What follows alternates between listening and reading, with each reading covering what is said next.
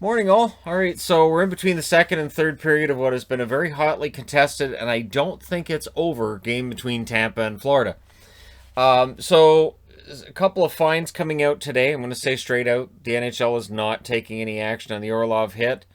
It's either they do not feel that the head was the primary point of contact, or they just don't feel that it's suspension worthy. They also didn't give out a fine on it either.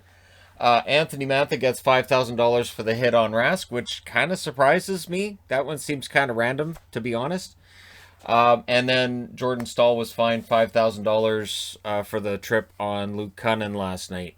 So, yeah, the NHL just sort of giving out $10,000 in fines. It's also worthy of note that players don't get paid in the playoffs the way they do in the regular season. So there's payment there, but it's not volunteer work, but for them it probably feels that way. For some of them that make the really big money, like Bobrovsky, probably feels like that playoff money isn't quite the same. But yeah, so those are the only fines coming out of last night. If you're looking for suspension to Orlov, it's not happening. It's just not. They would have announced already if there was going to be a hearing. That all gets announced at the same time. So no, he's not getting anything for that. Montreal lineup news for tonight with Evans out, and they're just saying day to day, because that's what you say during the playoffs. Kotkaniemi's in, so Kotkaniemi's in the lineup tonight. We'll see how that goes. That means yes, Caulfield and Romanov appear to still be out, but the Montreal Canadiens probably pretty happy with how the first game went, and they probably don't want to make big lineup changes. So yeah, it's amazing how quickly a coach can go from we want this guy fired and he needs to get new players and he needs to put this guy in the lineup. This is just terrible. And then after a couple wins or even one win, it can be, no, we're good. This is great. Thanks. No, we're good. Thank you. Thank you so much. Speaking of that series, it's been revealed as well that for John Tavares, it wasn't just a concussion he suffered. We saw the concussion. It's also a knee injury.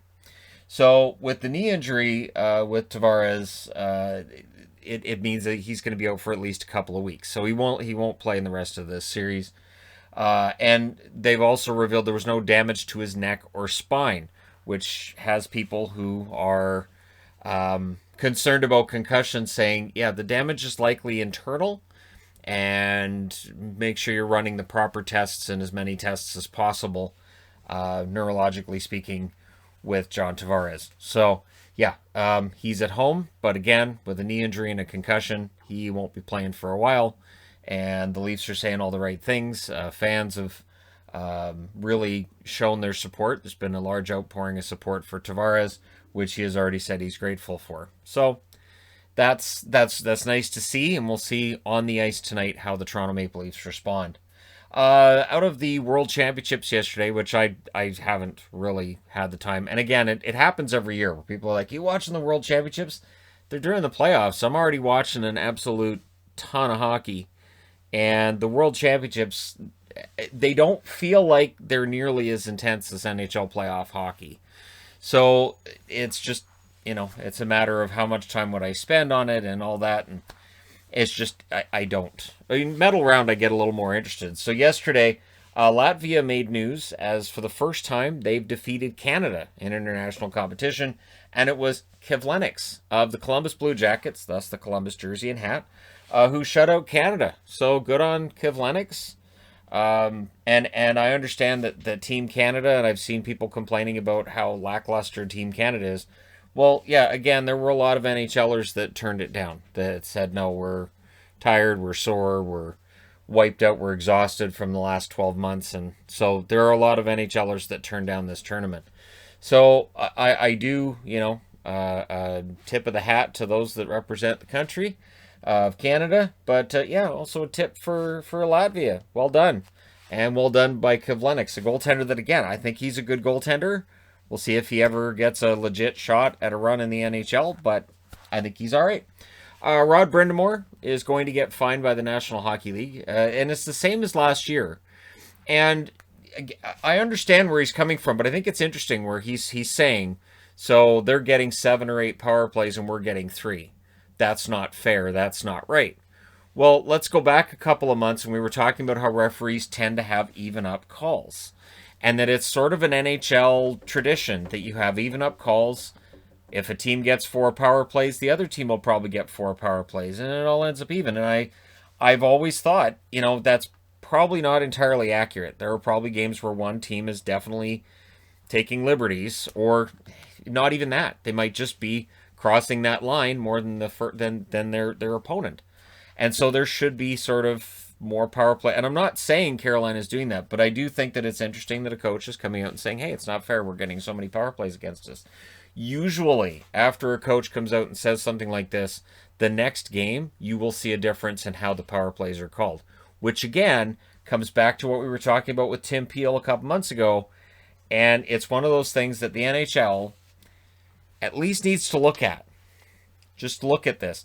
It's something I wanted to look at too, and at some point maybe I'll do that, where I go through, the stat lines of games for these teams and go through how many of these power plays are because of delay of game, or they're for things that, like high sticks, things that you really don't have a gray area on, where it's, those are automatic penalties, and ones that are maybe judgment calls, right? So like embellishment, that kind of thing, and see which teams have the most calls that are maybe of the variety where the referee has an opinion, or ones that are just, clear black and white issues. So that would be interesting to look at some point and see if certain teams are getting more of those judgment calls against them than others, and what those calls are. But again, it's a project, and so we'll see how that goes. But Rod Brind'Amour not happy. I'm not doing a video specifically on that. I did that last year. I thought he had a point last year. This year, I don't know. I didn't see a whole lot in the Nashville, Carolina, where I was like, really?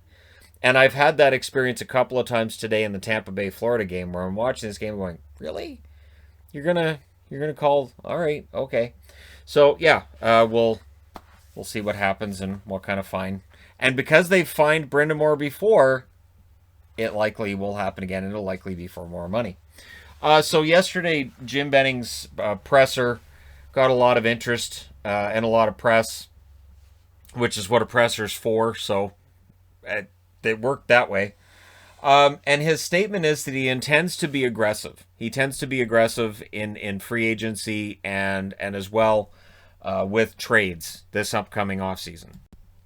Now, what's interesting with that is that the Canucks just don't have cap space. Once you've signed Hughes and Pettersson, which we assume they're going to do this summer, right? You really don't have the cap space to then fill out the rest of the roster.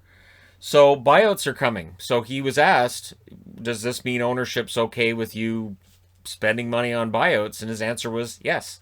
Ownership's kind of giving him a blank check to fix it. And so buyouts are coming. There's been rumors as well that Louis Eriksson will collect his bonus on July 1st, and then he's going to go home to Europe. We'll see whether or not that happens. And then also Benning, and I thought this was sort of not really talked about. He said Podkolzin will sign after the Worlds. It wasn't we're going to do our best to get him signed. It was basically, yep, Podkolzin's coming over. We're gonna sign him, and he'll help us next season. And that could be huge. As long as they're not losing all kinds of other players, that could be huge. So it's interesting to see what's going on right now with Vancouver, and they are trying to circle back and re-sign all of the assistant coaches, including Ian Clark, goaltending coach. Although there was a lot of speculation Ian Clark was already on his way out. But hey, there was a lot of speculation Travis Green wasn't going to get re-signed, and the team was treating him awful. And Green signs a 2-year extension. So Green's contract is for 2 years. Benning's contract is for 2 more years. What that tells me is they have 2 years at most to figure it out. In all honesty, it'll probably be 1 year for them to get it figured out. And then also looking at who's going to sign after the World Championships are done. Apparently, Lucas Reichel will be signing with the Chicago Blackhawks once the Worlds are done as well.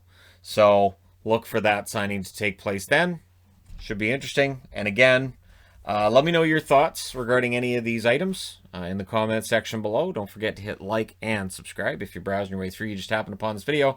4 games today means 4 review videos up and coming, but I don't have to worry about the power rankings board. It just sits there, and that means I don't have to be up really late on Saturday to do the Sunday preview and on Saturday to do the power rankings. The Sunday preview will be going up tonight as well. So there you go. Let me know your thoughts. Like I said, and hey, hope everybody's having a wonderful, well, in Canada it's a long weekend, so if you're in Canada, hope you're having a wonderful long weekend. I'll talk to you guys again soon.